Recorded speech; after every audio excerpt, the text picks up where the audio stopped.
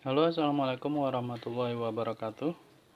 Apa kabar teman-teman? Nah, jadi di video kali ini kita mau membuat es campur ya. Nah, jadi yang pertama kita akan bikin gulanya dulu.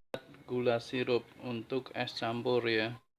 Yang pertama kita masukkan 200 ml air. Kemudian gula merah 2 biji.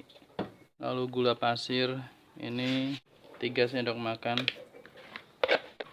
Kemudian daun pandan ini kita ikat ya, kita ikat seperti ini. Kemudian kita masak sampai gulanya larut, gula merah dan gula pasirnya larut.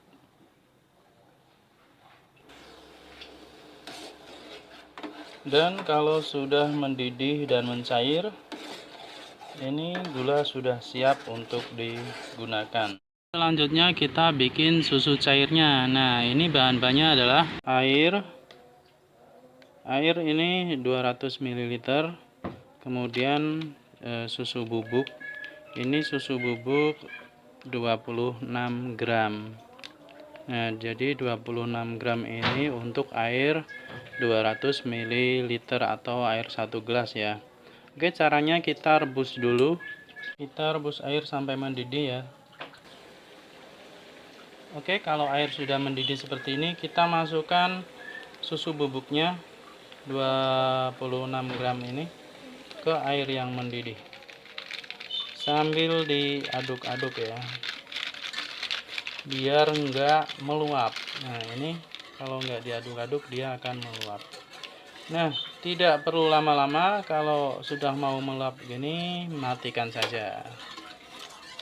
Oke, susu cair atau susu pengganti UHT sudah siap untuk digunakan. Oke, selanjutnya kita racik es campurnya. Yang pertama kita masukkan cendol. Selanjutnya kita masukkan roti. Kemudian kita masukkan tape. Lalu kasih es batu secukupnya.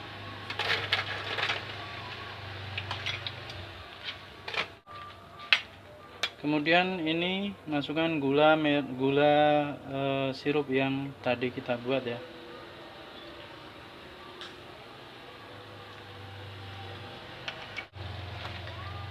Kemudian susu cair yang juga tadi kita buat.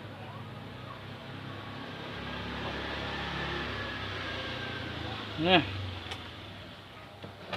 seperti ini tampilannya teman-teman, sangat segar dan sangat nikmat sekali untuk berbuka puasa.